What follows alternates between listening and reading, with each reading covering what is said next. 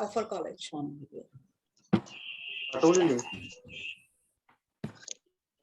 बरं हे द्यायच्यावर स्क्रीनशॉट काढतो मी. कसं काढतात स्क्रीनशॉट? हे दाबायचं. Mrunayi madam, please start. हो. Yes. A very warm good morning and welcome to Honorable Principal Madam, to today's guest, all faculty members and dear students. History Association of R.K.Talreja College of Art, Science and Commerce has organized a talk on career in archaeology. Archaeology is very beautiful branch of history, but most of the students are unaware about the path they need to choose to get there. So today's talk would be very helpful to them. So I know you all must be very excited to listen to talk. So rather than delaying it anymore, let's start the program. I request Head of the Department of History, Dr. Rupali Mokashi Madam, to give brief introduction about the Department of History. Yes, Rupali Madam. Madam, please unmute your mic. Rupali madam, please unmute your mic. Yes. Good morning all, and thank you, Mrunayi madam. I'm sure you all are duly vaccinated and safe. I welcome respected Principal Dr. Menon, my colleagues, and today's speaker, Ms. SNEHA Nagarkar, and my dear students. Today is the inaugural function of the History Association for the current academic year. As Archaeologists, we all are proud of our rich academic tradition. Seva Sadan's R.K.Talreja College of Arts, Science and Commerce was founded by philanthropic and visionary Chairperson Parumal in 1961. It was started as a girls' college. He took keen interest in pursuing girls' education. In 1967, the college was renamed as R.K.Talreja College. Now about the Department of History. Sir Isaac Newton once said, "If I have seen further, it is by standing on the shoulders of giants," which holds so good about our department. We have a great tradition of scholars and teachers who contributed richly to our department. They have instilled a great sense of history and research in us. Professor M.V. Kale, Professor Barve, Dr. G.T. Sawant, Dr. Rao Charmal, Dr. H.S. Borge, Professor Rajesh Sharma, and Professor Nand Vagaria have played a key role in shaping the culture of our department. We at the Department of History offer undergraduate and postgraduate subjects courses and offer a variety of subjects like Ancient India, Modern Maharashtra, Modern India, World History, Research Methodology, Archaeology, Maritime History, Numismatics, just to name a few. So this has been an introduction, brief introduction of our department. Thank you. Thank you, Madam, for such a nice introduction. Now I request Dr. Pravin Borkar, sir, to give brief introduction about History Association. Thank you, Mrunayi madam. सम्मानित प्राचार्य madam doctor Gita Menon, सम्मानित आज की हमारी मुख्य मार्गदर्शक Sneha Nagarkar madam, विभाग प्रमुख डॉक्टर रूपाली मोकाशी मैडम, सारे शिक्षक साथी और सभी विद्यार्थी, आप सभी का तहे दिल से स्वागत है आज के कार्यक्रम में। इतिहास जो हमारा विषय है, इसके बारे में, हमारा जो विभाग है इसके बारे में हमारी विभागाध्यक्षा रूपाली मैडम ने बड़ी अच्छी तरीके से उसका परिचय दिया है। इसी विभाग के अंतर्गत हमारी जो एक्टिविटीज होती है, जो कार्यकलाप होते हैं, उस एक्टिविटीज के लिए ये हिस्ट्री एसोसिएशन नाम की हमारी एक छोटी सी संस्था है और इसके माध्यम से विगत कई सालों से हमारे जो पूर्व विभागाध्यक्ष भी रहे हैं, हमारे वरिष्ठ प्राध्यापक रहे हैं, इनकी मार्गदर्शन से और विगत कई सालों से डॉक्टर रूपाली मोकाशी मैडम के नेतृत्व में हम हिस्ट्री एसोसिएशन के अनेक कार्यक्रमों को हम अंजाम देते रहे हैं। उनमें लिपियों पर, कॉइन्स पर, अलग अलग भाषाओं पर, अलग अलग लेनियों पर हमने अलग अलग प्रकार के सेमिनार्स किए हैं, छोटे छोटे वर्कशॉप किए हैं, अलग अलग कार्यक्रम हमने किए हैं। इस कोरोना महामारी के वजह से हम हमारी जो एक्टिविटीज है इसको काफी तौर से क्षति हुई है, क्योंकि हम इसके पूर्व हम हर साल हमारी एक जो अभ्यास जो दौरा होता था, स्टडी विजिट जो होती थी, हम हर साल करते थे और उसके माध्यम से हम फील्ड स्टडी को और जो हमारे जो कॉलेज के महाविद्यालय के जो परिसर से जो निकटतम जो स्थल है, जैसे नासिक की जो तिरश्मी लेनी है जो पांडव लेनी नाम से जानी जाती है, कार्ला केव्स है, अंबरनाथ का जो मंदिर है और अन्य सारी जगहों पर हमने फील्ड विजिट विद्यार्थियों को कराई थी। और इसके माध्यम से इस इतिहास एसोसिएशन का ये उद्देश्य था कि हम बच्चों को वो इतिहास जो हम क्लास में पढ़ते हैं उस इतिहास को हम उन जगहों पर लेके जाए, ताकि उनकी जो इतिहास की जो चाह है वो उनमें बढ़े और इतिहास मात्र केवल राजा रानियों के उन कथाओं का इतिहास न होकर इतिहास के माध्यम से हम प्रेरणा लेकर राष्ट्र का नवनिर्माण भी कर सकते हैं। हमारे इतिहास की जो एक समझ है उस समझ को भी हम बढ़ा सकते हैं। तो हमारा ये प्रयास विगत दिनों में भी जारी था और अभी भी इस ऑनलाइन के जमाने में हम प्रयास कर रहे हैं कि हम अलग-अलग तरीके से विद्यार्थियों के तक हम पहुंचे, अलग-अलग माध्यम से हम विद्यार्थियों तक पहुंचे और उसी की कड़ी में हमने आज स्नेहा नगरकर मैडम को करियर्स इन आर्कियोलॉजी के संदर्भ में आज आमंत्रित किया है। तो आगे भी हम विभाग की तरफ से, इतिहास एसोसिएशन की तरफ से ऐसे अनेक कार्यों को अंजाम देंगे और विद्यार्थियों तक पहुंचने का हम प्रयास करेंगे। धन्यवाद मुरनई madam. Thank you, sir, for introducing us to History Association. Now I request Honorable Principal, Madam Dr. Geetha Menon, to address the students. Madam. Thank you, Mrunayi. Good morning, one and all. Happy Lodi, happy Makara Sankranti, happy Pongal, and happy. Thank you, Madam. Yes. Am I audible and clear? Yes, madam. Yes, thank you. My dear students, we are all under the pressure of COVID-19. Take care of yourself, get yourself vaccinated, stay healthy, follow all the restrictions required to keep you safe and healthy. Dear students, R.K.Talreja College and the teachers are constantly striving hard. काफी सारे programme organise करते हैं आपके लिए, to make you a good student, to have and secure your future for tomorrow.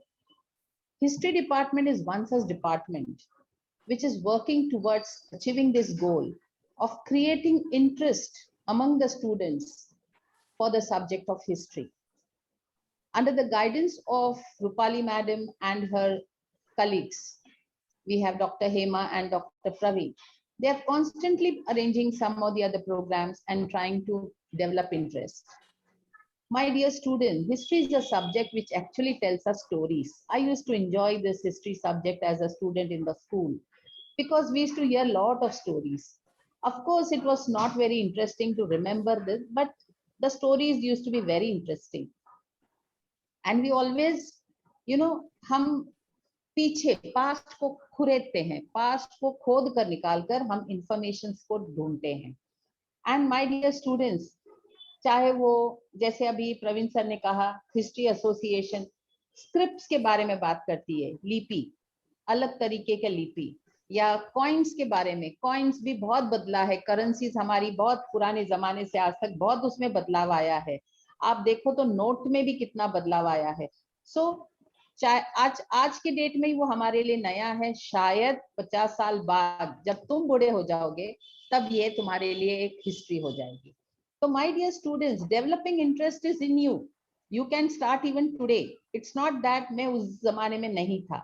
ये जमाना भी आपका कल हिस्ट्री होने वाला है. तो you can think about it and you can start the searching and collecting information. There can be stamps, there can be coins, there can be currencies, there can be literature, there can be letters, postcards, what all you want, you can do it. It is you as an interest, as a student, you develop it. And tomorrow you can carry this with pride. कि yes, देखो मैंने ये उस जमाने से collect करता आ रहा हूँ, मेरे बचपन से कलेक्ट करता आ रहा हूँ. तो ये सब हिस्ट्री है.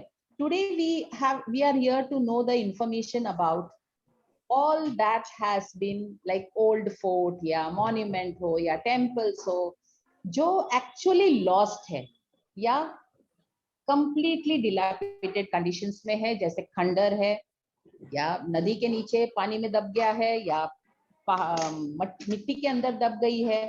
तो ये जो थिंग है, ये जो सब्जेक्ट है, यहाँ आर्कियोलॉजिस्ट क्या करती है, ये बहुत प्यार से एक एक चीजों को वो जमा करती है उस खंडर से, वो पानी के अंदर से.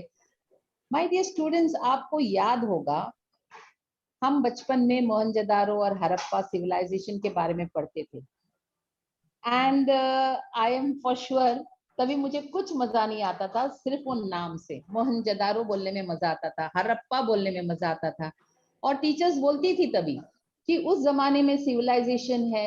एक्चुअली सिविलाइजेशन का भी अर्थ हमें नहीं समझता था, लेकिन एक वर्ड थी सिर्फ सिविलाइजेशन, और वो बोलते थे, टीचर्स बोलते थे तभी के उनके घर बहुत अच्छे होते थे, उनको एक फ्लोर लगाया हुआ था और ड्रेनेज सिस्टम. तो हम सोचते थे drainage system. Madam, you are on mute now, please. Madam, you are on mute now. Meaning of it, I really did not understand the meaning of it, but as we grow, as we look back, we understand what is the importance. My dear students, I started understanding the importance when I started visiting the museums seriously. Very seriously, मैं जब सच में एक एक चीजें पढ़ती थी वहां जाकर, तब मुझे समझ में आ गया हिस्ट्री का महत्व क्या है, या आज का सब्जेक्ट जो आज है आपके सामने आर्कियोलॉजी. पहले मुझे नहीं मालूम था, मुझे लगता था कहीं तो भी जाकर कोई तो भी खोज निकालता है. नहीं, ये एक स्टडी की जो माध्यम है, ये बच्चे students you all can also follow it as a career, because आज ये काफी डेवलप हुआ है. There are small what you call diplomas, there are courses, and you can even go for a foreign study for this. So my dear students, keep yourself ready with a pen and a pencil and a note. जो वो हमारी आज की subject expert Sneha Nagarkar madam, I welcome you madam for this program, and I'm sure you're waiting for getting an opportunity to talk to our students. And I have only one request to my students: take a pencil, paper and notebook, note down whatever possible, because this is a career which you can follow provided you have interest and information and knowledge, because everything is important. And if you want to make a career, you must be a good reader. So take this opportunity and make yourself a very good historian and work with this. So his archaeology is a very romanchak या exciting subject है. It is not very easy, but it is a wonderful career. So I congratulate the Department of History for making this endeavor, and we have among us our speaker Sneha madam. Welcome to R.K.Talreja College. She will explain us the concept of archaeology, the career aspect, everything. And it is the student, my dear student friend, make best use of all the opportunities you get from the college. On this occasion of Makara Sankranti, instead of telling Til Gud Gya Gud Gud Bola, take the information and make yourself a better person. All the best to all of you. Thank you. Over to you, Mrunayi. Thank you, madam, for addressing students about importance of history and importance of archaeology. Now I request Dr. Hema madam to introduce our today's guest. Thank you, Mrunayi. Good morning, dear colleagues, guest speakers, Sneha madam, and student friends. I will just give you a brief about Sneha madam. Sneha Nagarkar madam is MA in Ancient Indian History, Culture and Archaeology. She is UGC NET qualified. Furthermore, academically, Madam has done a course in Indian aesthetics and a diploma course in Sanskrit, both from Mumbai University. She has finished her learner's course in numismatics and medieval coins from Indian Institute of Research in Medieval Coins. Madam has taught at Ram Narayan Ruia College, Safaiya College and Sathe College in Mumbai. Further, Madam has also presented 16 papers at various national seminars and international conferences. To her credit, she has 17 published papers in various monthly peer-reviewed and online journals. More importantly, Madam has taken an initiative and started her own cultural heritage education, and it is named as Panchajanya Cultural Heritage, through which she has conducted various workshops, lecture series and heritage walks. All these can be viewed on Madam's YouTube channel. Madam has given a number of interviews to various organizations. She has also delivered 33 special lectures to undergraduate, graduate and postgraduate students. Theme of most of these lectures centered around ancient Indian history, culture and heritage tourism. Today we have SNEHA Madam with us. She is an eminent speaker and will deliver a talk on the scope that a postgraduate degree in ancient Indian history, culture and archaeology offers to students. Madam has a very lengthy resume. Whatever best possible I could cover, I have covered it. Over to SNEHA Madam without taking more time. SNEHA Madam, please. Thank you so much, Hema Madam, for this very generous introduction. I would like to thank Dr. Geetha Menon, Dr.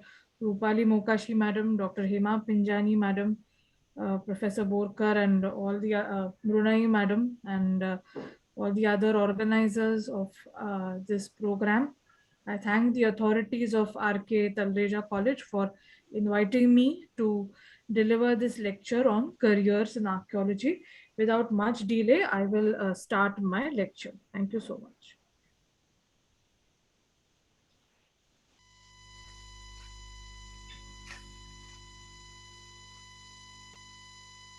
Is the screen visible? Yes, Madam. Yes, madam. Yeah. Okay. Yes, Madam. Just a minute.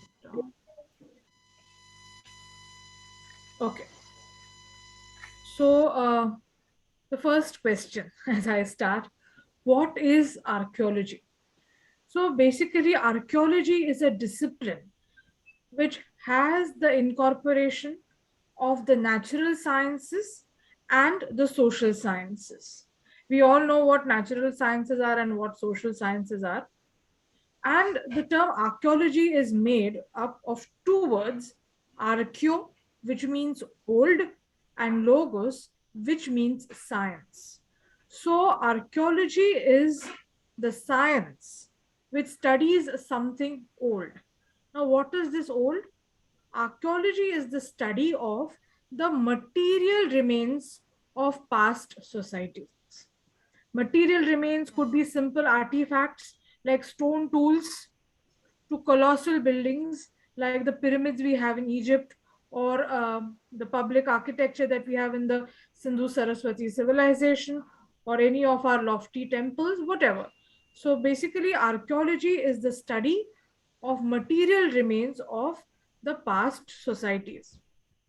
Now, generally, when we study archaeology, we have this binary. We make this bifurcation between history and archaeology. So basically, history, if you see, is the study of written documents based on the past, and archaeology is the study of material remains. But I myself do not really subscribe to this binary.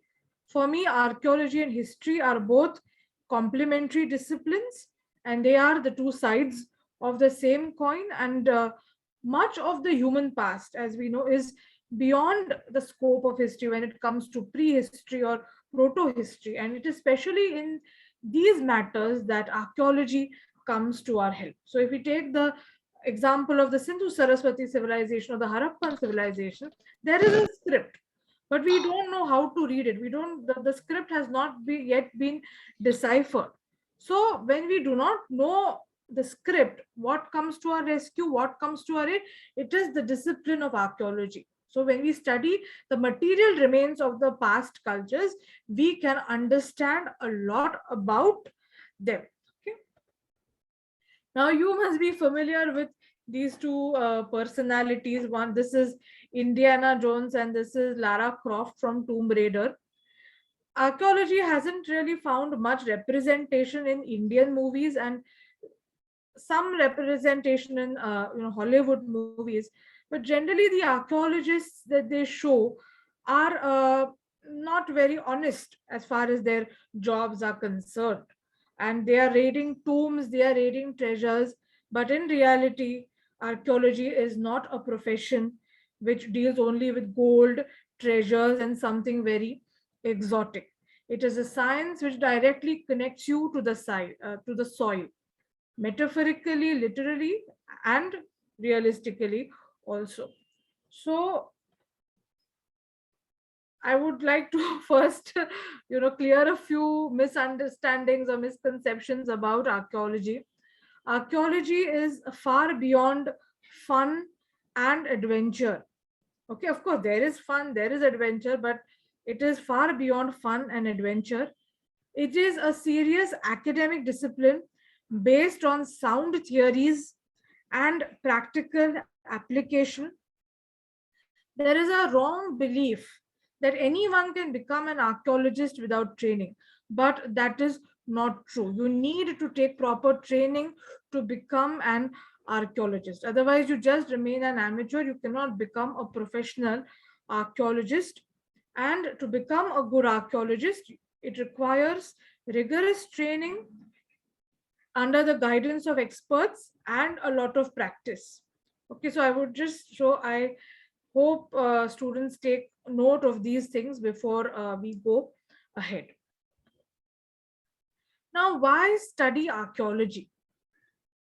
First of all, when we study archaeology, we get a holistic understanding of the past. Like as Borkar sir rightly said, that generally when we study history, the popular notion of history is the story about kings and queens. Whenever we study political history, we know what Ashoka did, what Samudragupta did, what Krishna Deva Raya did, what Chhatrapati Shivaji Maharaj did. But what about the life of the common man? How was he living? What was he eating? What were the professions that common people were following? What was the dress that they were wearing?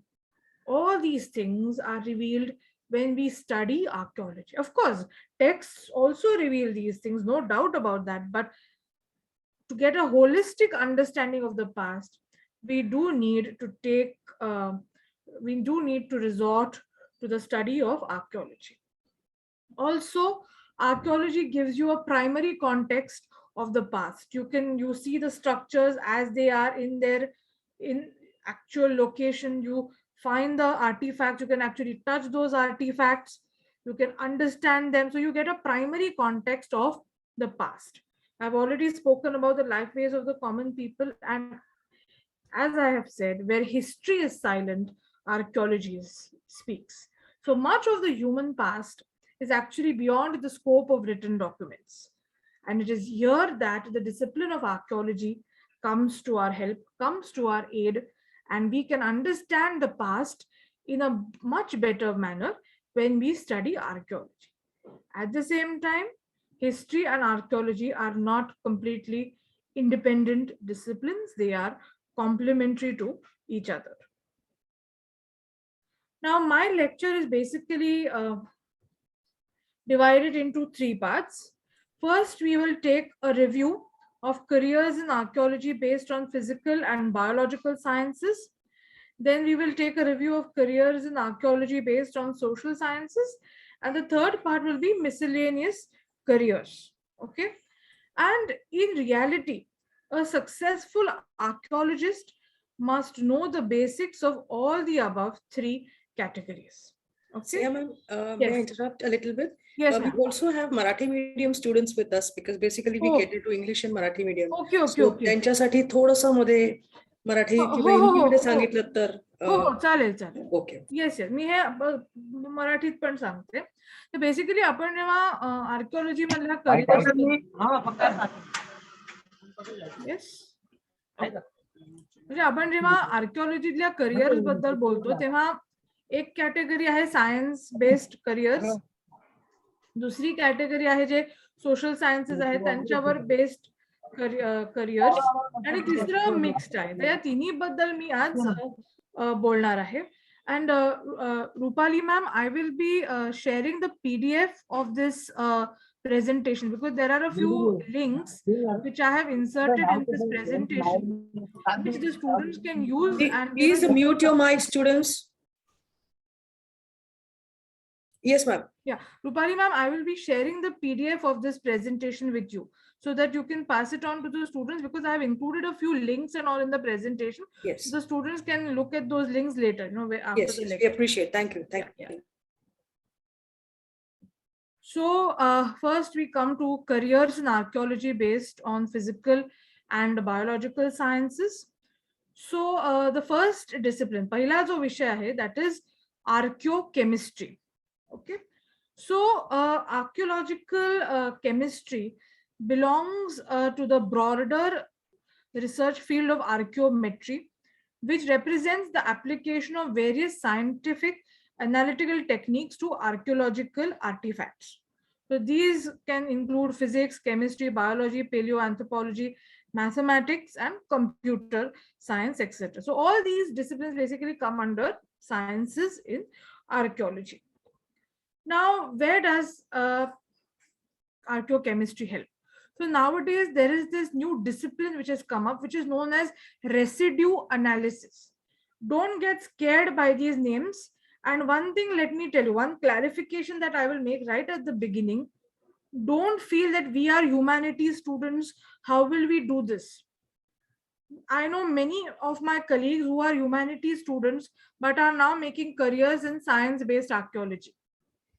They have got history degrees like all of us. They're all graduates in history like all of us, or postgraduates in history like all of us, and they have done masters in archaeology. So don't worry about this. These things can be learned and through training at the postgraduate level, and you can learn these things under the guidance of senior archaeologists. Okay, so don't think that this is beyond your reach. Okay, or only science people can do this. Nothing of that sort. So this residue analysis is something that is an upcoming field. And what the archaeologists do is that, see, we have burials at archaeological sites, or even otherwise also we find a lot of pottery, bones, soil, cloth, etc. Cloth in the sense, impressions of cloth are generally found. We don't really find cloth as such in archaeological excavations. But especially when it comes to pottery, what archaeologists do is that they try to find out what was the food that was contained in these pots. Okay, generally when the people after their deaths, when they would be buried, जेव्हा लोकांना ते berry करायचे तेव्हा त्यांच्याबरोबर ते भांडी ठेवायचे आणि त्या भांड्यांमध्ये जेवण असायचं. म्हणजे कधी ग्रेन्स असतील, कधी कुक्ड फूड असेल, whatever. And the fats, they remain on the surface of these pots. So based on those fats, okay, they have methods of extracting those fats, and they analyze what those fats are, and then they say that okay, these people were having this kind of food. Like recently this research was done by a few archaeologists like Dr. Prabodh Shirvalkar and his team. And they took a site in Gujarat, and they said that people in Gujarat at that time, 4,000 years back or 5,000 years back, during the time of the Sindhu Saraswati civilization, were consuming dairy products. Okay, they were consuming dairy products. So that is the conclusion to which they came. Okay, and similarly, there are methods which analyze the composition of pottery, so we understand what kind of soil was used, what were the materials in the soil. Even sometimes dating methods are also based on chemistry, like carbon dating and all, but that requires a lot of more training. And generally, even things like what kind of flowers, suppose there is some kind of a ritual object. So even through the residue of pollen, people can understand that what kind of flowers, what kind of religious rituals were being followed by the people at that time. Generally, a basic degree in chemistry is desirable, but it is not essential. Okay, let me tell you. Then we come to archaeobotany or paleobotany. We all know that botany is the science of plants, okay? And archaeobotany studies the ancient plant remains that we find in excavations. So what does the study of archaeobotany tell us? So it tells us that how the process of domestication of plants happened, how agriculture started. We are all aware of the fact that agriculture started in the Neolithic period, and we have the domestication of plants and animals. How from the wild species we have the transformation to domestic species. We also understand what the paleo diet was. Paleo diet is nothing but what the ancient people used to eat. So suppose in an archaeological site you find wheat, remains of wheat. Okay, we can understand that yes, definitely the people of this particular site, of this particular culture, were eating wheat, maybe roti or whatever, but they were eating wheat in some form or the other. Then we also understand things about the trade and economy, like what were the cash crops that they were growing. Were they growing cotton? Like we know that the Sindhu Saraswati civilization people were cultivating cotton, and what the ancient cultures were growing. Okay, we can also understand what the environment at that time was, what the climate at that time was. Okay, so one of the most important institutions dealing with paleobotany is the Birbal Sahni Institute of Paleosciences at Lucknow.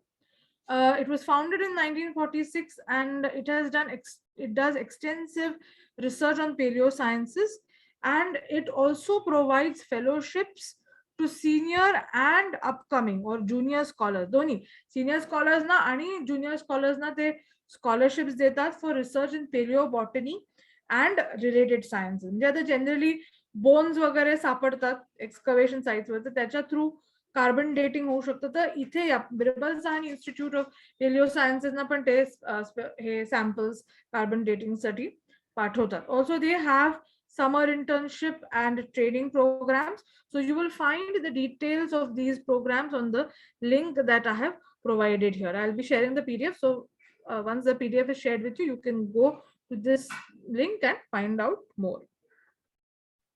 Then we come to archaeozoology or zooarchaeology. So basically, zoology, as we all know, is the study about animals. So archaeozoology includes the study of animal bones, shells, skins, etc., which are found at archaeological sites, mainly bones. Okay, and these bones are not found full; they're generally broken. So basically, this discipline combines the two disciplines of zoology and archaeology. So from the analysis of bones, we can understand to which animal those bones belonged to. So were there domestic animals or were there wild animals? So the presence of wild animals also indicates some kind of a hunting occupation. When you have domestic animals like cows, buffalo, generally in excavations, a lot of cattle bones are found. So we understand things about the domestication of animals. We understand about paleo diet. So since there were cows or buffaloes, milk must have been a part of their diet. They may have been eating those animals also. Okay. Then we understand professions like hunting, pastoralism. Then many a times some objects are made of bones like jewelry, weapons, day-to-day objects. Okay. So these we understand. We also understand ritualistic things like animal sacrifices. Okay. You can compare the animal bones to the figurines that we find at archaeological sites. Many animal figurines are found at archaeological sites. Based on these bones, we can also find, get information about the paleo environment, as to what kind of animals were living at that time in that kind of a climate. We understand about the migrations of animals. Were these animals used as draught animals? की त्यांच्या काय वापरायचे, बैलगाडी वापरायचे, घोडागाडी वापरायचे, camel cart वापरायचे, अशाही गोष्टी आपल्याला सापडतात. म्हणजे आता सिंधू सरस्वती सिव्हिलायझेशनच्या साइट्स मध्ये we find cattle bones. So we can compare them to the the bull figurines found at such sites, or the bull figurine that we see on the seals of the Sindhu Saraswati civilization. So a lot of things can be learned through archaeozoology. And I know quite a few of my colleagues who have basic degrees in history, but now they have specialized in archaeozoology. And you can combine this discipline of archaeozoology or archaeobotany even with Sanskrit studies, as to what are the animals which have been mentioned in Sanskrit or Pali, Prakrit, any kind of ancient texts. Okay, what are the food grains being mentioned in the ancient text? So you can even combine the disciplines of literature and archaeozoology or archaeobotany. There is no course as such for archaeozoology, an independent course, but colleges like Deccan College Postgraduate and Research Institute, they offer papers on zooarchaeology, and through training under senior archaeologists, you can become an expert. You have to visit excavation sites, observe the bones, work under the guidance of experts, and you can become a successful archaeozoologist. Okay, it requires a lot of field work. Then we come to bioanthropology. Okay, anthropology, as you know, is the study of man. Okay, man, and there are different branches of anthropology. Okay, cultural anthropology, biological anthropology. So what comes, what is included in the study of archaeology is this discipline of bioanthropology, which is a study of ancient human bones. Okay, so it helps in understanding the age, the gender, and the ethnicity of a person. Okay, age in the sense, sometimes even the exact age can be understood. Kadi sadharan age group. Okay, so this skeleton is between 30 to 35 years of age. Just as an example. Asahi sangta. Also, through the study of human bones, you can understand the cause of death. Bioanthropology plays a very key role in human evolution, in the studies on human evolution. So a lot of remains of our ancestors belonging to other species have been found at different sites across the world, especially at sites in Africa. We've also found very, very, very few prehistoric human remains in India also, but they are almost negligible, and there is a lot of controversy about understanding their exact species. पण माणसाच्या उत्क्रांती understand करायला, समजून घेण्यासाठी bioanthropology is very important, that how man has actually progressed, how he he originated from primates, okay, from apes, and how we have come to the stage of Homo sapiens sapiens. What were the different species, how their brains developed, okay, what was their diet, all these things, what was their tool use. Just a minute.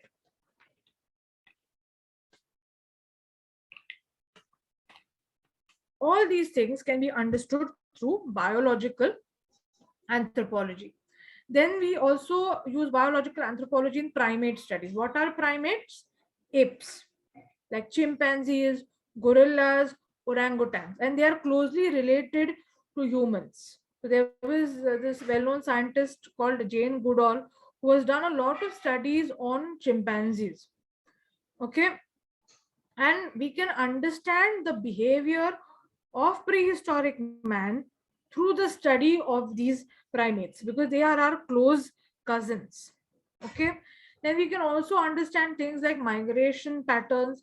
We all know that human beings originated in Africa and how they spread to the different parts of the world. The composition of the population, what are the different races in a given population at a site. Then biological anthropologists, they work on human burials. Okay, then so that is how they understand what the age of that person was at the time of his or her death, what is the gender. And there is something like paleopathology also, that through this discipline असं समजू शकतं की त्या माणसाला काही आजार झाला होता का, म्हणजे त्याला काय, म्हणजे त्याला डायबिटीज होता का काय, कुठला आजार, पॅरालिसिस झाला होता, ह्या गोष्टी सुद्धा आपल्याला बायोलॉजिकल अँथ्रोपॉलॉजी मधून समजू शकतात.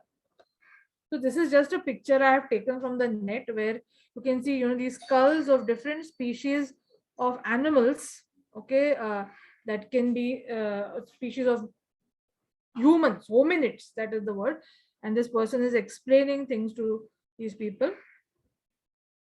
Then this is a Harappan burial. As you can see this burial pottery. Okay, generally some kind of food would be kept. So Deccan College Postgraduate and Research Institute trains in biological anthropology. They have a very good anthropology lab also. Then Maharaja Sayajirao Rao University at Baroda also trains in biological anthropology in their Department of Archaeology. Then we have Department of Anthropology at Pune University, the Savitribai Phule Pune University. Then we have the Department of Anthropology at Cotton University, Guwahati. I have given the link to that department. Then we also have the Department of Anthropology in Pondicherry University. So there are quite a few sites which train you in anthropology. In fact, in America, the discipline of archaeology comes under the discipline of anthropology. Okay, it comes under the discipline of anthropology. So many of the archaeologists working in America have a background of anthropology. Okay. Then we come to paleontology. Okay, paleontology is the study of plant and animal fossils. So you are all aware about what fossils are. Fossils are generally when human bones or plant remains turn into stone. I'm giving you a very simple definition of the term paleontology. Okay, so paleontology is the study of animal fossils. So there is vertebrate paleontology and invertebrate paleontology. Okay, vertebrate paleontology is about mammals, birds. Okay, so and invertebrate is about insects and maybe water fauna, so on and so forth.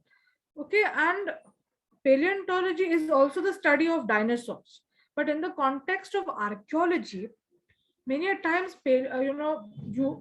human artifacts, okay, stone tools, prehistoric human artifacts are found in connection with animal fossils. Not human fossils, but animal fossils, and we can understand the man-animal relationship through the study of these fossils. How were these animals killed?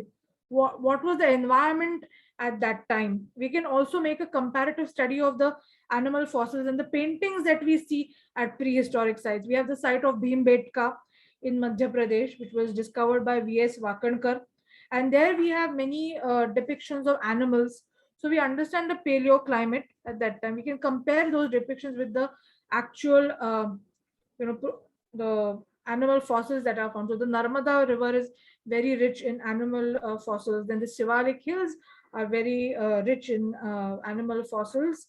And we had in the 19th century this Scottish doctor called Dr. Hugh Falconer, who came all the way from Scotland to join the service of the British East India Company. And he is the father of Indian paleontology. He has contributed immensely to the field of Indian paleontology. This is the person that you see in this picture on screen is Dr. Hugh Falconer. Then we also have other senior paleontologists like Lydecker, G.E. Pilgrim. Then in the post-independence period, we have Professor Ashok Sahani, then Professor Vijay Sate from Deccan College, and of course the American paleontologist, the late Stephen Jay Gould. So there are many eminent paleontologists, and I have this classmate of mine who actually has a degree in history, a BA in history, but he is now working as a scientific assistant as a paleontologist in Deccan College. So the same thing I would like to reiterate: you don't need a science background to understand paleontology. Okay. I think somebody's mic is on. Can you please mute yourself? Yes, madam, we do. Shubham, Please तुझा continue. mic ताबडतोब mute कर. केला ma'am. Yeah, thank you. Then we can understand things like animal evolution, fossil formation processes. Now, paleontology is linked closely to geology.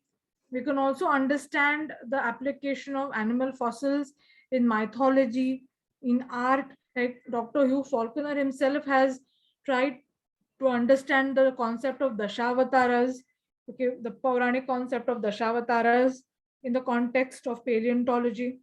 Then through the study of mammal fossils or bird fossils, we can understand the paleo environments.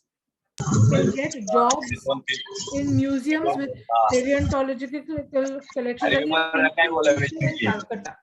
Okay, the Indian Museum in Kolkata has a very nice paleontology gallery. You can get a job as a curator of that gallery if you are trained in paleontology.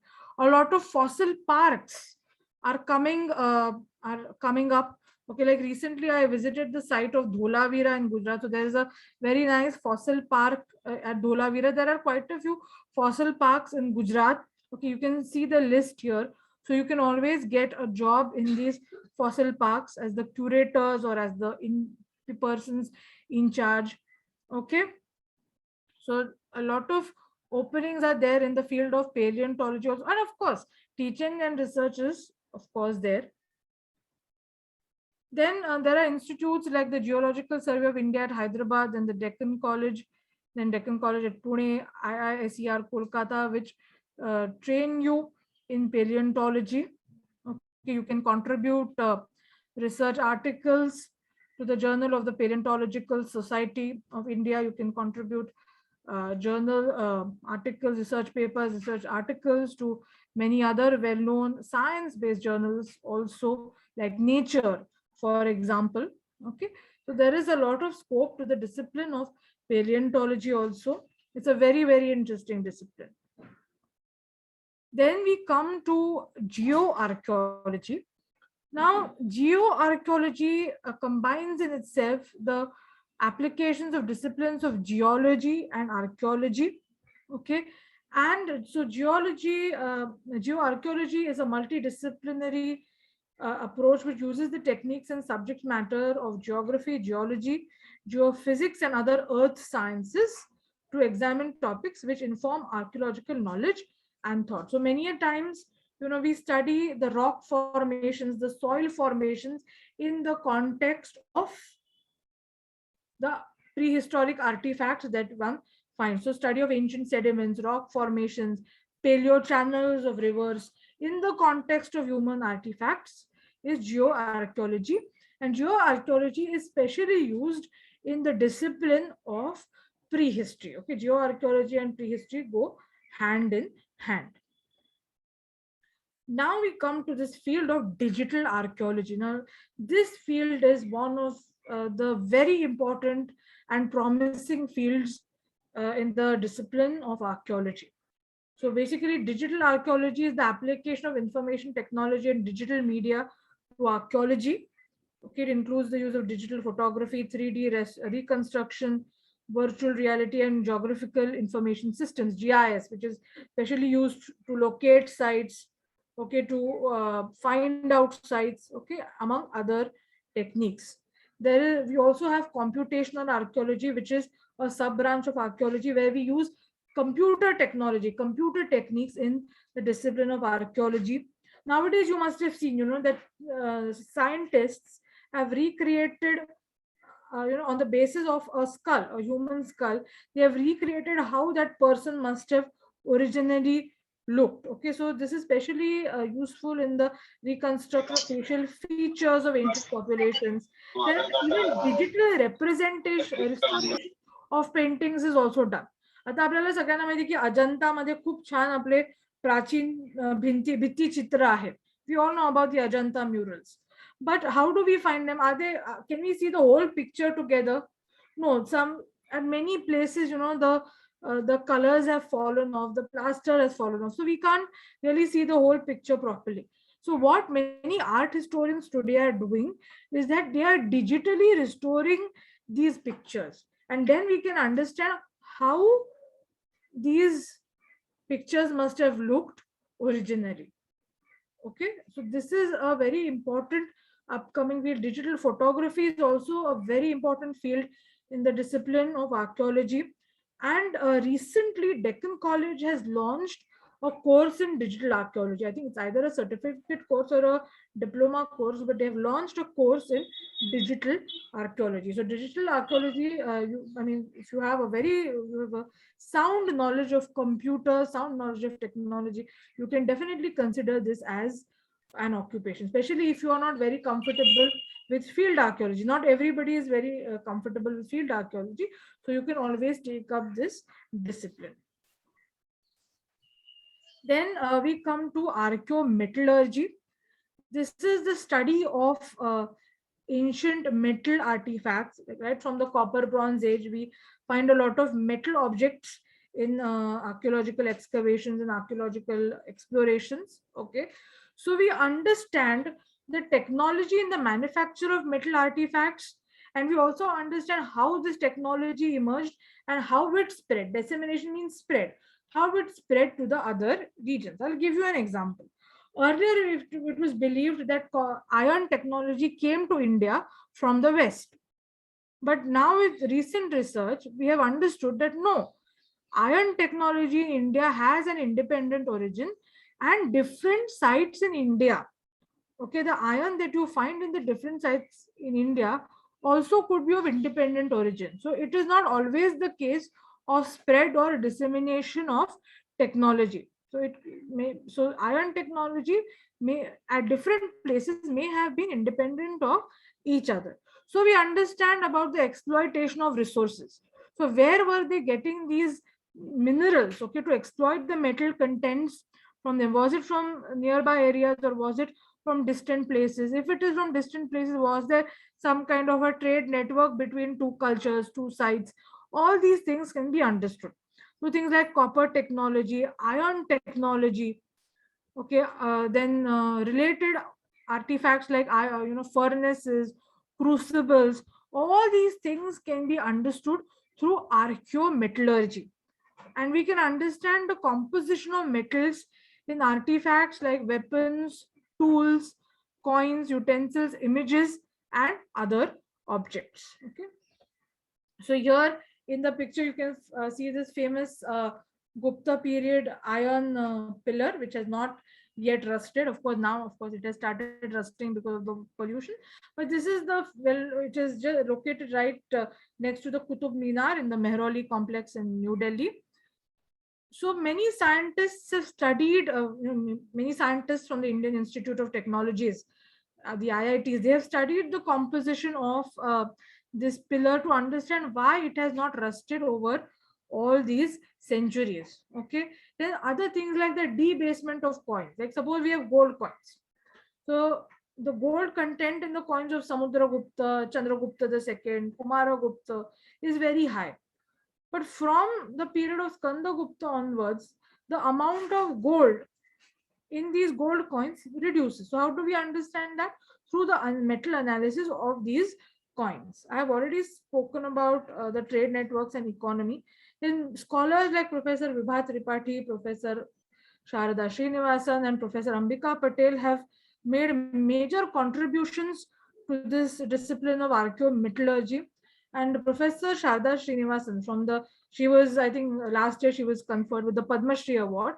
So she has done a lot of research on the Chola bronzes, especially the Chola bronze images of Nataraja and metallurgy. Okay, so she has combined art historic studies with metallurgy. Okay. Then we have underwater archaeology or marine archaeology. Every few days, okay, some of us must be receiving videos about Shri Krishna's Dwarka and some Sansanati Khoj, Samundar ke andar mili Shri Krishna ki khoji hui Dwarka Nagari. With such pompous titles, many a times we receive such videos. But let me tell you, there is no real stuff in those videos. Okay. Now we understand this through underwater archaeology, which is also known as marine archaeology. Professor S.R. Rao, okay, who also excavated at the site of Lothal in Gujarat, is one of the pioneers of underwater archaeology. Now we have Professor Alok Tripathi, who is also a very eminent marine archaeologist. Okay, and marine archaeology is also known as nautical archaeology. It focuses on shipwrecks, submerged ports, and cities. Okay, we have the discovery of Dwarka, the so-called submerged city of Dwarka, and the city of Kaveri Pattanam by the National Institute of Oceanography under the leadership of Professor S.R. Rao. And marine archaeology basically helps us in understanding overseas trade, different kinds of maritime activities, how a particular city was submerged under the sea. Okay, and the city of Dwarka, which we have found below the sea off the coast of what today is Dwarka, is a proto-historic settlement, and doesn't exactly conform to the descriptions of Dwarka which we find in texts like the Hari Vansha or the Bhagavata Purana. But nevertheless, according to Professor S.R. Rao, that Dwarka belongs to the Dwarka built by Shri Krishna. Anyway, let us not get into those controversies, but a submerged city has been found. Okay, but Professor Alok Tripathi has said that city, that submerged city, is not in situ. Those rocks and all have been, those remains have been carried into the sea because of the waves and the currents, all those things. Anyway, not getting into the controversies. Now, the National Institute of Oceanography in Goa conducts underwater archaeological studies. They have a marine archaeology department. You can find the details in this link given.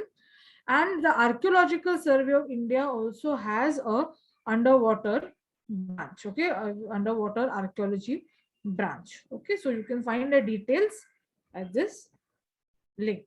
Okay, of course, you need to be trained in swimming, diving. It requires a lot of training, but it is not impossible to get trained in marine archaeology if you have a genuine interest. Then we come to field archaeology. Okay, field archaeology is mainly excavations. Okay, so you can have a career in the excavation branch of the ASI, or if you join a private institution, you can conduct excavations on behalf of private institutions with or without government collaboration. You can also collaborate with foreign universities if you want. Okay, and you can work on excavation sites under senior archaeologists, and there are both small scale and large scale excavations. Okay, and whenever you do a master's course in archaeology, you are trained in excavations, and the more excavations you attend, the better you will be trained in the science of excavations. Okay, so excavations are carried out for prehistoric, proto-historic, historic, and medieval sites. One can specialize in one or more than one of these branches. Okay, so this is about field archaeology. This is an excavation site. You see the way the trenches have been made. Then this is these are the remains of the upper town of the citadel at the city of Dholavira, the Harappan city of Dholavira. And this is people working on a human burial at one of the Harappan sites. Then we come to ethnoarchaeology. Okay, ethnoarchaeology is studying modern lifeways and artifacts to understand the past lifeways and artifacts. Okay, so we study the particular lifestyle of a ethnic group to understand how people in the past may have lived. Okay, so it includes working closely with tribes, observing their lifeways and the objects that they use. So we draw parallels between the past and the present. And ethnoarchaeology also has a wide application in archaeology. Okay, and it is used in to understand processes like bead manufacture. So bead manufacturing is done on a large scale even today in the Gulf of Khambat. So we observe those processes and try to understand how the bead industry must have worked way back in the times of the Sindhu Saraswati civilization. or we try to observe the creation of bronze images in the present times and try to understand how they must have been made in the past during the Chola period or the later times. Megalithic cultures, which are part of the Iron Age cultures, to help us understand the megalithic cultures, archaeologists study the life ways of tribes in Vidarbha or tribes in the northeastern part of India who still practice similar mortuary rituals. So ethnoarchaeology also has a very wide application in archaeology, and Deccan College does have a paper on ethnoarchaeology. Then we come to archaeology and the social sciences. So here we have the first, my favorite discipline, art history. So art history is one of the most popular branches of archaeology. Okay, it includes the study of art and architecture.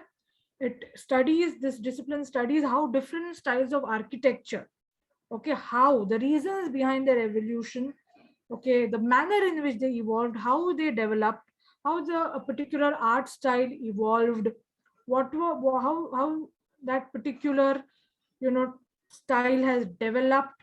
Okay, all these things are studied in art history. So basically what we call the stylistic development of a given tradition of sculptures. So we study the stylistic elements, like what is the posture of the body, how are the hands and the legs shown, how are the contours of the body shown, what is the jewelry, how is the face shown, how are the facial features expressed, what are the ayudas that person is holding. Like here, this is an image of the Buddha.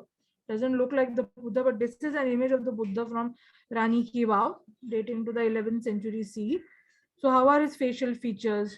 How are his hands? How is he holding the ayudas? What is his posture? Okay, all these things are studied in art history. Okay, then similarly, chronology of monuments. Okay, on the basis of style. Okay, that is studied. Of course, we also make use of epigraphical studies. Then under art history, we have the disciplines of temple architecture, okay, which focus on the origin and evolution of temple architecture, various styles. We all know that basically there are three styles of temple architecture in India: Nagara, Dravida, and Vesara. Then what are the sub-styles? Okay, what is the religious symbolism behind these temples? All these things are studied under temple architectural studies. Then we have the study of rock cut architecture, Buddhist, Hindu, and Jaina. So we study the origin and development of rock cut architecture. What is the style? What kind of patronage were these sites receiving? What is the relative chronology behind these sites? All these things can be understood. So here in the picture you can see the Chaitya Ghar at Bhaja, and Bhaja on stylistic traits is generally considered to be the oldest Chaitya Ghar in the Deccan. Okay. Then we come to sculptures. So the different sculptural styles that we find. So we have the Mauryan sculptures, and we have the Shunga period sculptures, Satvahana, Kushana. Kushana is also divided into two, Mathura and Gandhara. Then Gupta, post-Gupta, Rashtrakuta, Hoysala, so on and so forth. So what are the distinct features of these styles? How are they interrelated with each other? What are the differences? Okay, what were the factors influencing these stylistic features? All these things are studied. Then we also have the study of paintings belonging to the ancient, medieval, and modern periods. So various schools of painting, especially in the modern periods. Also, when it comes to medieval miniature paintings, are studied in art history. Then we also have the discipline of iconography. Okay, iconography is the study of images, icons. Okay, what are their features? What are the ayudas that they are holding? What are the clothes they are wearing? What are the kinds of jewelry that they are using? All these things come under iconography. So universities which offer art history for their post-graduation. So we have the Department of Art History and Aesthetics at the Maharaja Sayaji Rao University at Vadodara. Then we have the Department of Art History at the National Museum Institute of Art History, Conservation and Museology at New Delhi. Okay. Then we also have the Department of History of Art at the Banaras Hindu University at Varanasi. But of course, even an MA in archaeology can give you a lot of understanding about art history. And one thing I would like to say is that the more sites you visit, the more sculptures you observe, the more temples or rock cut monuments that you observe, you will excel in this field. A lot of observation is required. In fact, observation is one of the key requirements for an archaeologist. Okay, then you may specialize in any field of archaeology, but observation is something you must have. Keen observation. Then we have epigraphy. Okay, so we have the study of inscriptions. So for that, you must have a knowledge of ancient scripts and languages. So through this discipline of archaeology, we have the reconstruction of history through inscriptions. Now, the Department of Archaeology in the University of Mumbai offers a specialization in epigraphy and numismatics in the 3rd semester. There are other universities also which have a paper on epigraphy. Okay, you can join the epigraphy branch of the Archaeological Survey of India. And we also have the Epigraphical Society of India, which does a lot of research in the field of epigraphical studies. And there are many private organizations today which regularly conduct workshops on Brahmi, Kharoshti, Sharda, Persian, Arabic, and Modi scripts. And for the languages like Sanskrit and Prakrit, Mumbai University has a number of courses in these languages. It has courses in the Pali language also. And there are many other universities which offer elementary courses in these languages. There are a lot of online courses also for Sanskrit. I'm not sure about Prakrit or Pali, but there are many online courses also through which you can learn Sanskrit. And there are quite a few books also nowadays which help you to read and write Brahmi, Modi. Okay, Brahmi and Modi are the most popular scripts that are taught. So you have openings in museums, okay, private collections and art galleries, okay, and of course you can be subject experts for study tours, especially tours where you have a lot of inscriptions. You can also specialize in art history and go as a subject expert for study tours, and of course teaching and research, or of course there I'll be talking about that a little later. Then we come to numismatics. Okay, so numismatics is the study of coins. Okay, ancient, medieval, and modern coins. It is very closely related to the discipline of epigraphy. Now, numismatics has both academic and commercial applications. So, academic is of course teaching, researching in numismatics, and commercial is where there are coin collectors who buy coins. There are auction houses which sell coins. There are regular auctions of coins, okay, that you find, okay, happening all over India, all over the world. And you can get jobs in private managing private collections of people. Museum collections require numismatics expert, like the CSMVS Museum in Mumbai has a numismatics gallery. Okay, so we have the Indian Institute of Research and Numismatic Studies at Nashik, which offers many courses in numismatics. Then we have the Center for Numismatic Information and Studies, founded by Dr. Mahesh Kalra, who is a very senior numismatician. And this institute offers many online and offline courses on numismatics. They also use a lot of real coin specimens to make you understand numismatics better. Then I also know a few other people like Mr. Gautam Jantakal, Mr. Purnananda Sanket, who have specialized in numismatics, and they also conduct a lot. They are Bangalore based, but they also conduct a lot of workshops on numismatics. And Mumbai University a few years back used to have a course on Masters in Archaeology and Numismatics, but unfortunately that course is no longer there. But of course, Mumbai University has now, since 2017, started a master's course in archaeology. Then we come to Indology. Okay, so Indology is basically the studies based on Indian history and culture. There is less of the science element here. Okay, so biology, zoology, they are not really very prominent in Indology, but of course you have a very thorough study of Indian history, philosophy, culture, and all other aspects of Indian culture. And I think one of the best places to do your masters in Indology is Tirak Maharashtra Vidyapith in Pune, where they offer diploma courses, postgraduate and PhD programs in Indology. Okay, the link is given here. Then we come to heritage management. This is also a very promising field. Okay, it requires expertise from the fields of heritage and management. A basic degree, especially a master's in archaeology, is very useful when it comes to heritage management.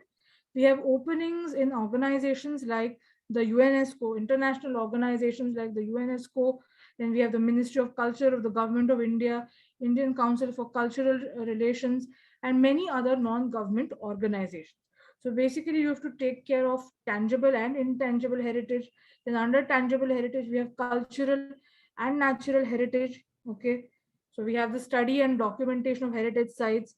There is marketing and disseminating information about heritage sites, as well as intangible culture. Intangible culture is also very, a very promising field which is coming up. Okay, like where you document traditions, rituals, dance, music, cuisine, all these things are also considered to be important parts of heritage. Then, of course, you can work for the preservation and conservation of heritage sites and intangible heritage. Okay, it is heritage management is also closely related to heritage tourism, about which I will be speaking briefly. And you can conduct heritage tours and heritage walks.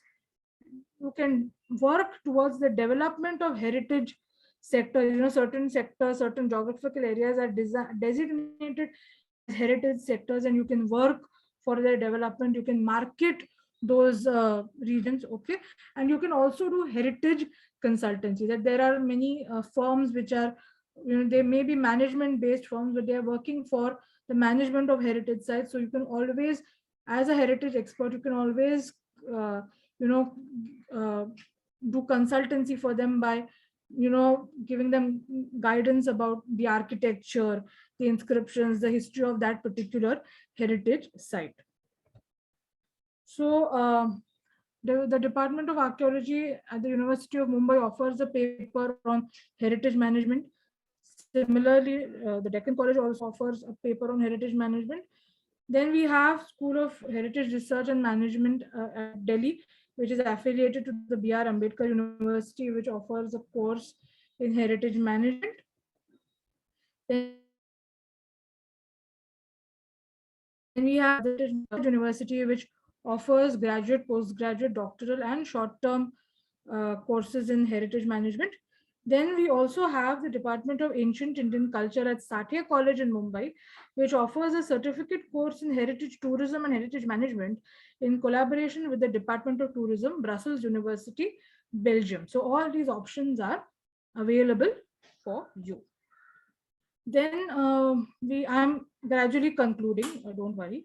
We are gradually, so we come to the field of conservation and preservation. Okay, how historical monuments and historical, ancient artifacts, medieval artifacts are preserved. So there is structural conservation and chemical conservation. Okay, these are the two branches. Structural conservation is mainly to do with buildings, the conservation and preservation of buildings. Again, chemical conservation is also related to structural conservation, but it also includes, restoration of paintings, then, conservation of metal objects like coins, images. Okay, they deteriorate over the period of time. So cleaning them, preserving them, maintaining them, and you require proper training for this. Okay, and a background in archaeology can definitely help you in this. Okay, and you have job openings in museums, art galleries. You can collaborate with conservation architects. Okay, then there is also the science branch of the Archaeological Survey of India. You can do internship and consultancy for government projects or vintage private properties. There are many palaces. Okay, like you have the Lakshmi Vilas Palace at Baroda. You have many palaces in Rajasthan. Okay, dating to the 19th and the 20th century. So they may require, preservation and conservation. So you can work on projects associated with those monuments, apart from, of course, working on other ancient and sites. Okay. Then you can also have careers in private organizations like INTAC. So we have the National Museum Institute, which has a course in conservation and preservation, and many universities offering archaeology and museology at the postgraduate level have at least one paper on conservation.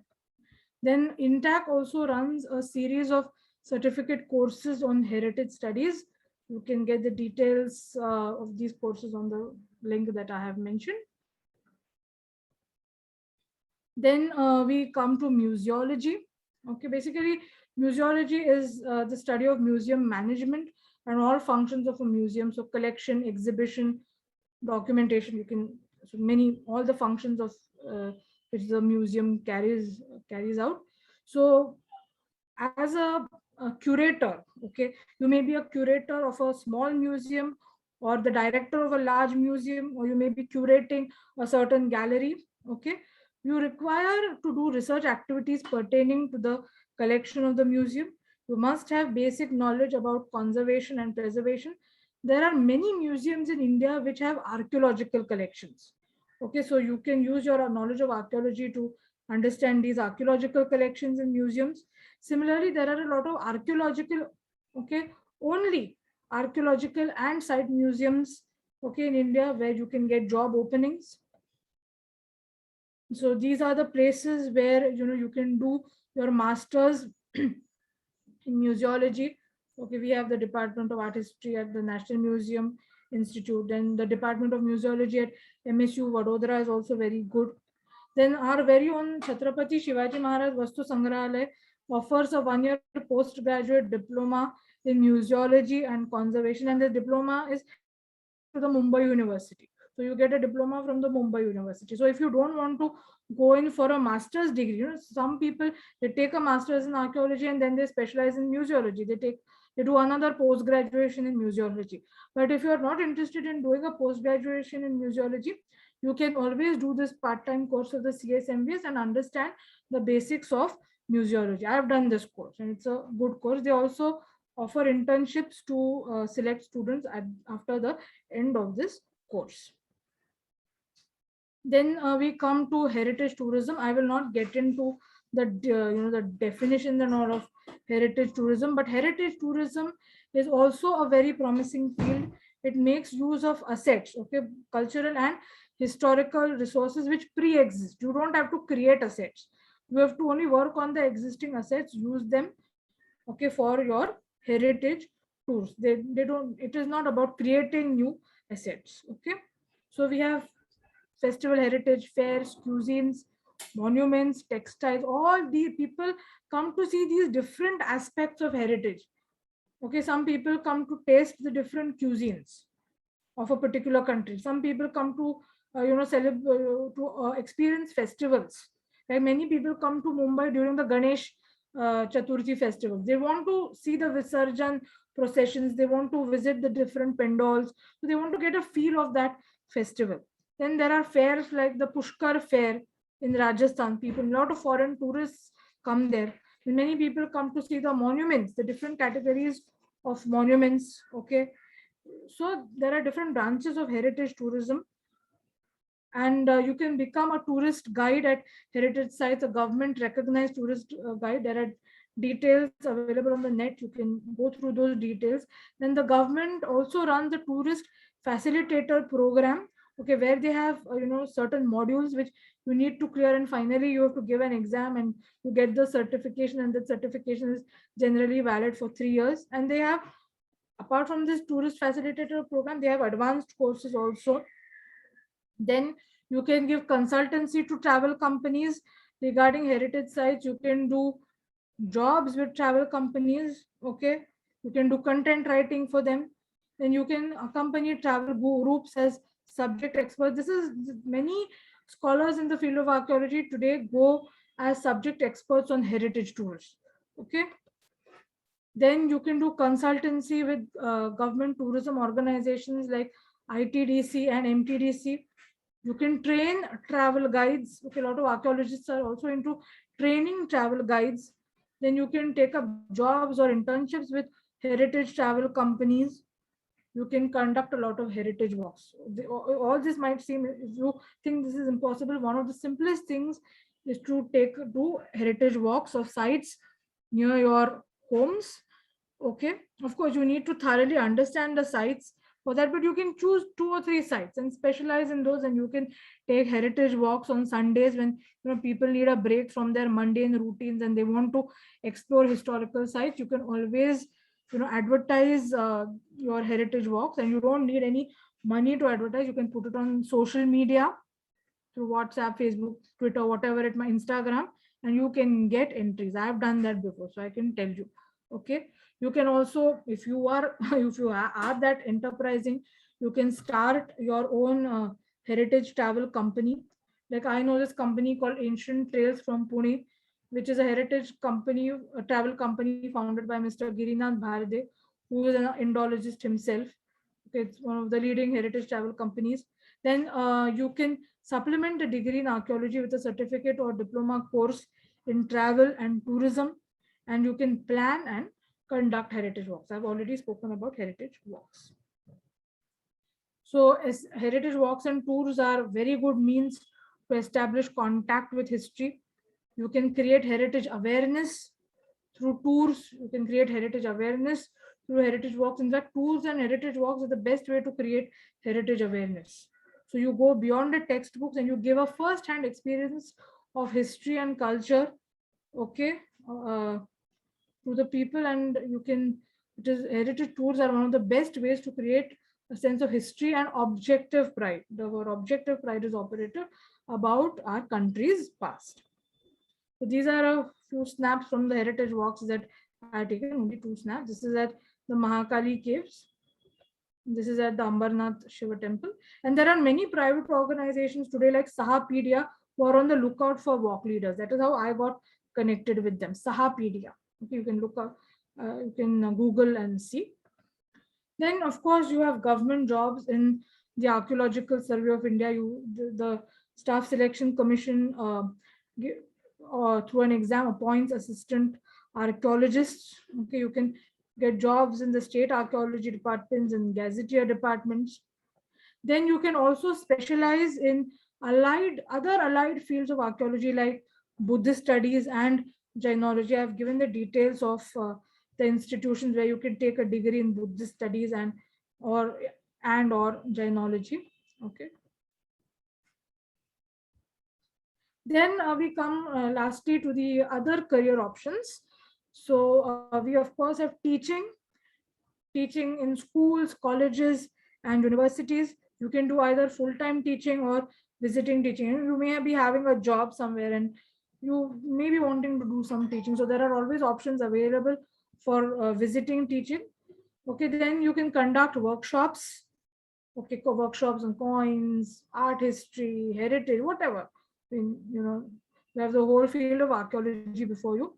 If you want a full-time position, then you must clear the NET or the SET examinations. Better to clear the NET so that so you can do NET in archaeology. Okay, there is no SET in archaeology, but you can do your SET in history if you want.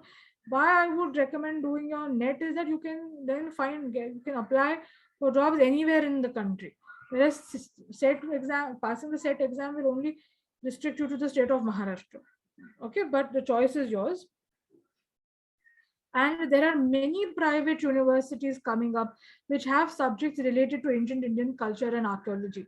So we have the Amrita Vishwavidyapeetham, Chinmaya Vishwavidyapeeth, where they have disciplines which are based on the Indic knowledge systems, where your knowledge of ancient Indian history and ancient Indian history, culture, and archaeology can definitely come to help. And I know some classmates of mine who have degrees in archaeology and are teaching at these private universities also. Then of course we have research. Most universities which offer AIC and archaeology at the postgraduate level also have PhD programs. If you don't have a NET or SET or an MPhil degree, you need to clear the PET examination of that particular university, which is followed by an interview. Then the UGC, the University Grants Commission, offers JRF and SRF, the Junior Research Fellowships and Senior Research Fellowships, for which you need to appear basically for the NET examination. Then the Indian Council for Historical Research also offers Junior Research Fellowships. For that, you have to appear for an exam and an interview. But then there are also scholarships by the Ministry of Culture to fund research. And many universities also offer scholarships, stipends to research scholars.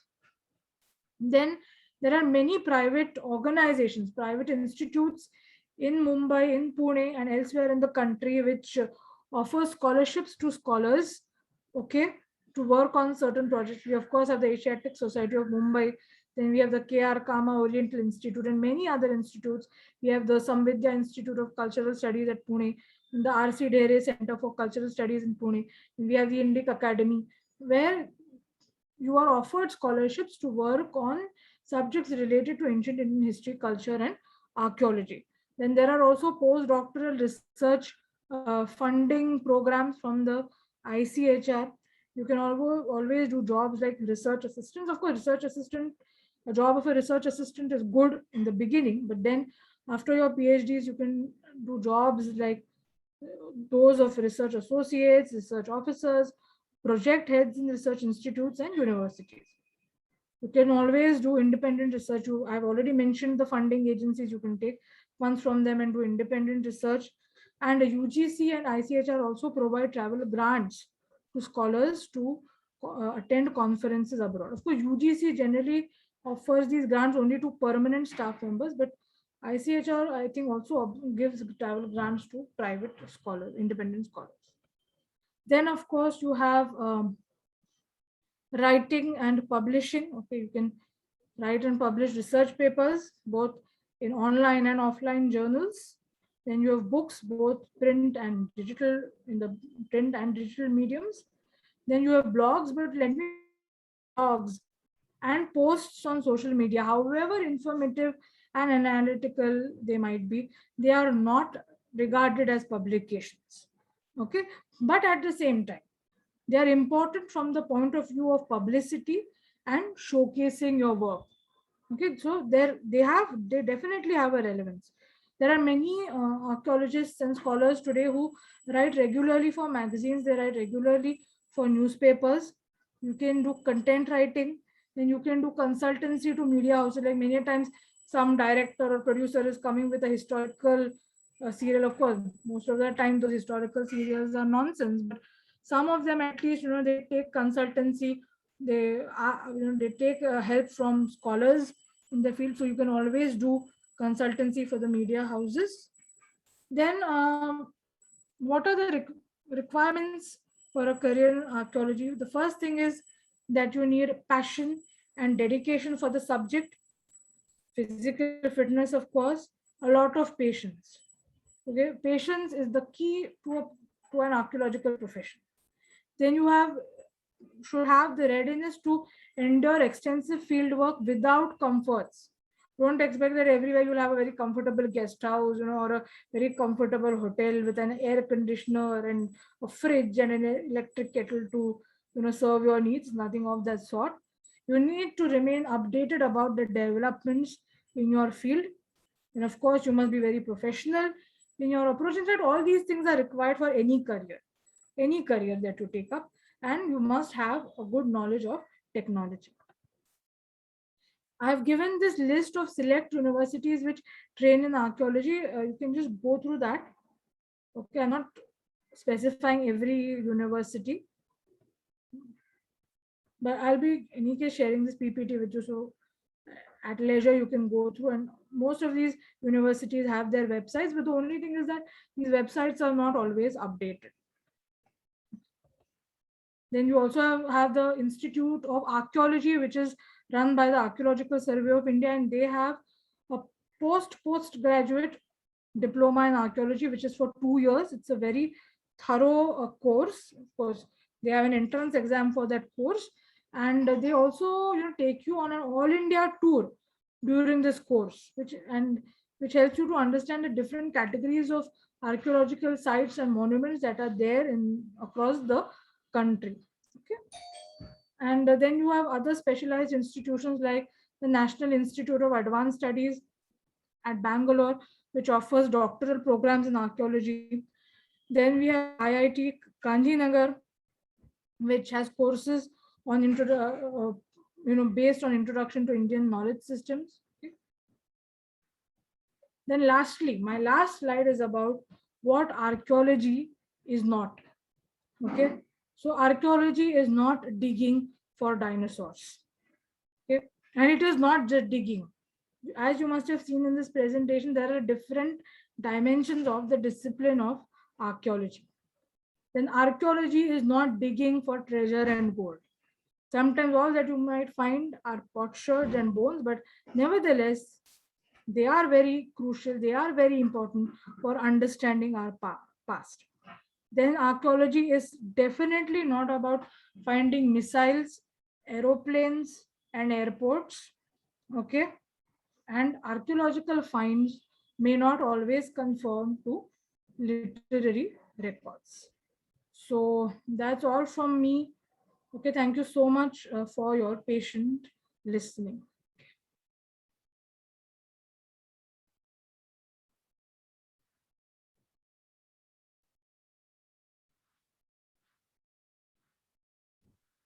Yes, thank you, madam.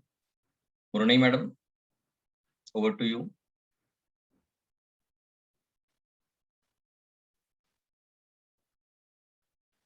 Yes, just a minute.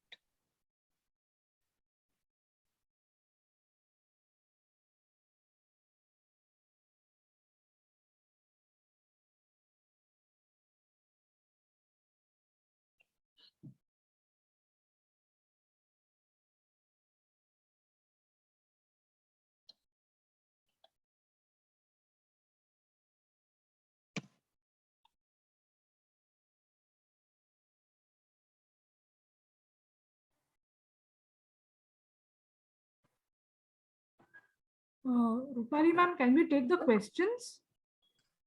Yes. Okay, thank you, madam, for giving such a nice information and clarity on career in archaeology. Now I request students, if they have any doubt and questions related to this topic, they can ask. I think we have a Yes, few students. questions in the chat. Can we take them up? Yes. Okay.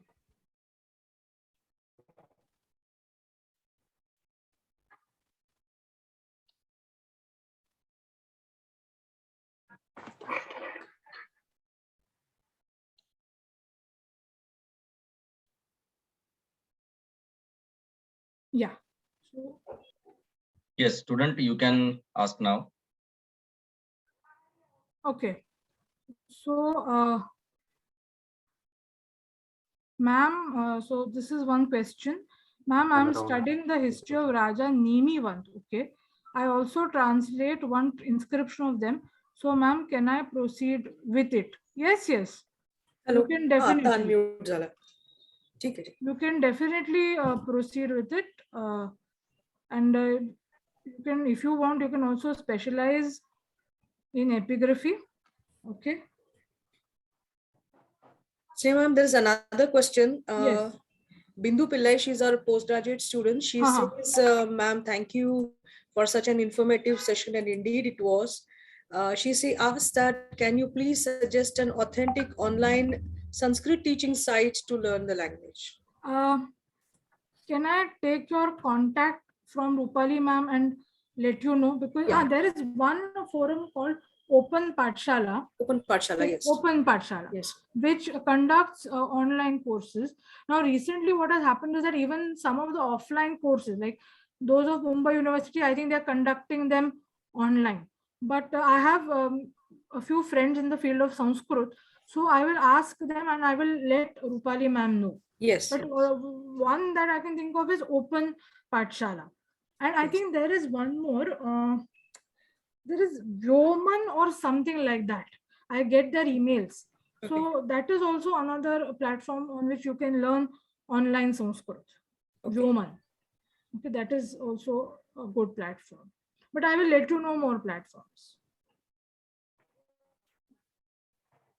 Mrunayi, are there any more questions?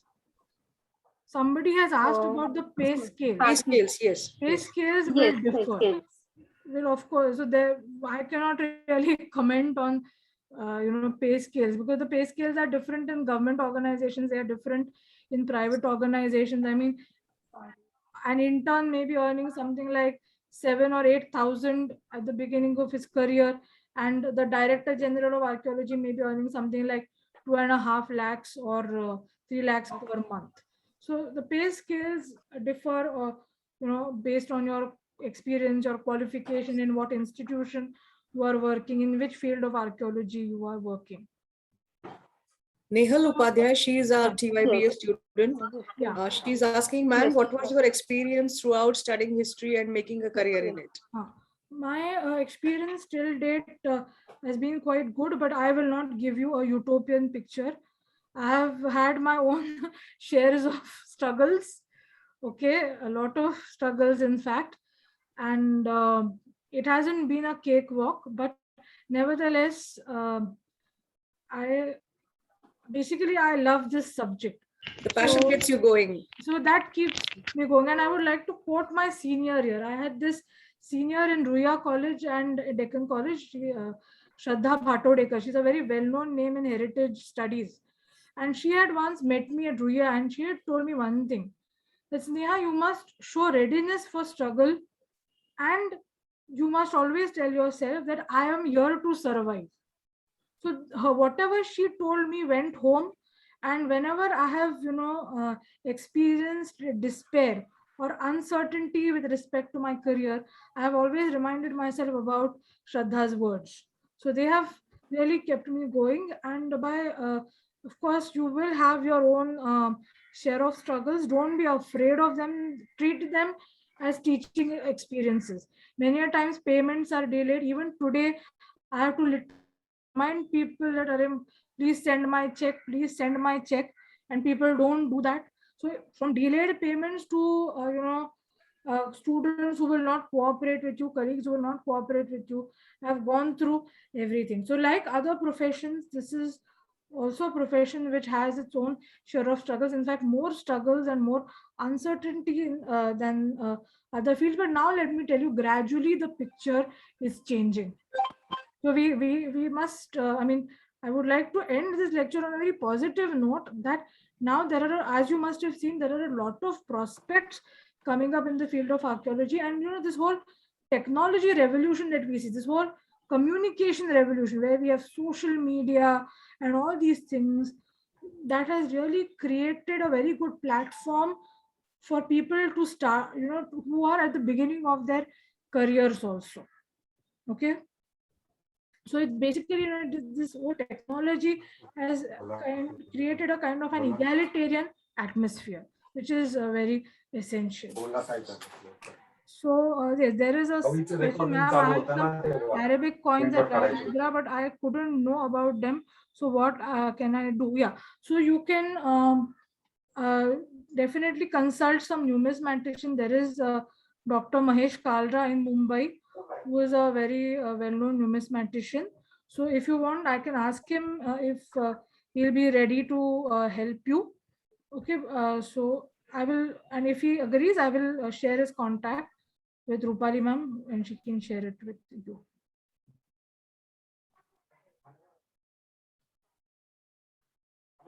There is no course as such on heritage tourism. Okay, there might be small certificate and diploma courses, but not a full-fledged course. But what I suggest that you do you take a degree either in history or archaeology, and then do some travel and tourism related certificate course or diploma course. Now, IGNU offers these certificate and diploma courses in tourism, but I will not recommend those courses because their study material is very outdated and they do not give you any practical experience. So, you can go in for this tourist facilitator program, okay, for which you don't really require a course in tourism. But if you qualify this program, you can definitely serve as a tourist facilitator in the sector, in the geographical sector that you choose, and you can guide people at monuments.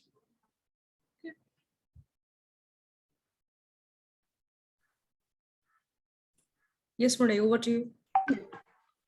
Yes, thank you, madam. So, ma'am, just one Okay. question. Can we take about Yeah, I think Indology? this Yes, should be yes. the last Yeah, question okay. This before will be who's the asked. last. Yeah. Yeah. So, as far as Indology is concerned, Tirak Maharashtra Vidyapeeth has an MA in Indology. I think they have a part-time course also and a full-time course, but they used to have weekend batches also. Generally, their batches are weekend batches because many working people also do those courses. So they generally have weekend batches, and they also have correspondence courses as far as Indology is concerned. If you don't want a full-fledged degree, they also have online diplomas in Indology, okay, which are also very informative.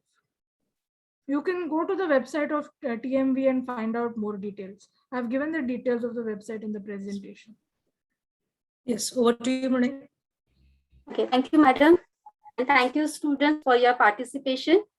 Unearthing and excavating the ancient stuff is like rediscovering our roots, and its help in understanding humanity overall. So becoming part of such a divine field is really exciting. And today's program might have brought clarity, and I'm sure many of you will make a career in archaeology. So now I request Mr. Avinash sir to give vote of thanks. Yes, sir, please. Uh, Thank you, Professor Mrunayi. Hello, everyone. It is such an honor for me to get the opportunity to thank you all on behalf of History Association, R.K.Talreja College of Arts and Commerce. It was very excellent speech and very informative speech delivered by ma'am to our students, and so many things were covered by ma'am. It's like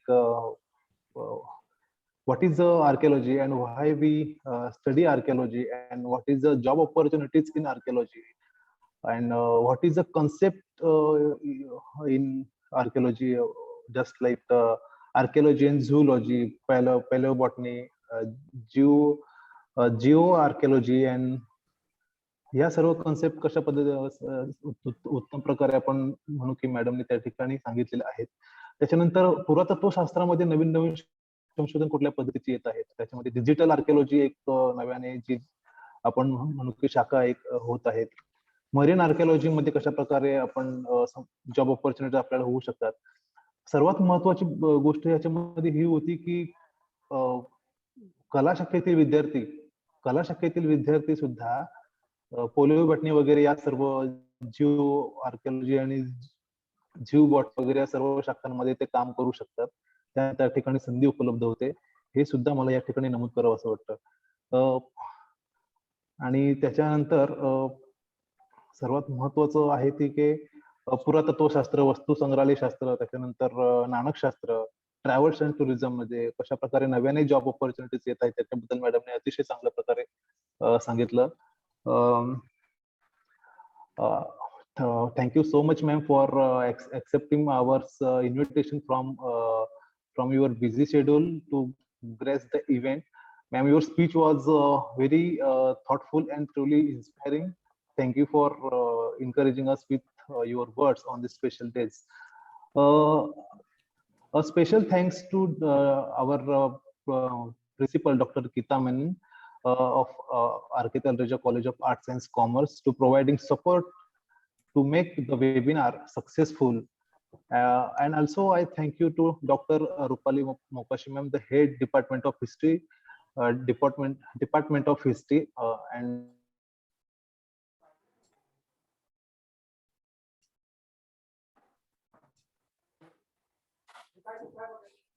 I think he has lost his connection.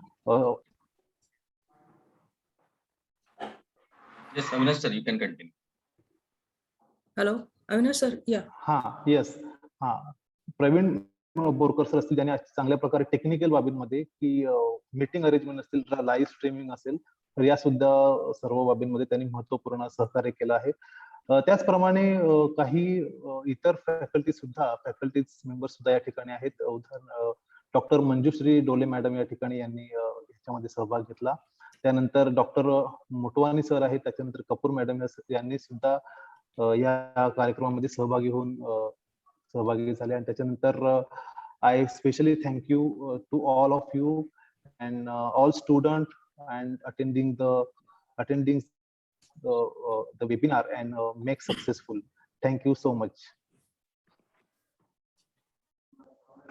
Yes, Pravin sir. Thank you, ma'am. Yeah.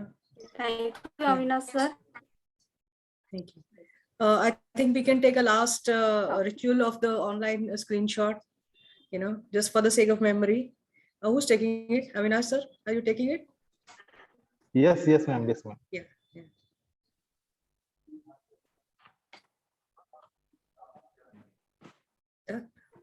All the participants, please display your screen.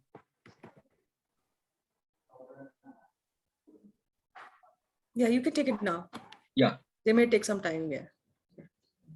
Yes. Thank you, ma'am. Thank you. Thank you. Students, please fill the feedback form, which is posted in chat box, isn't it? So, shall we end now, madam? Yes. Thank you very much on behalf of R.K.T. College History Department, SNEHA ma'am.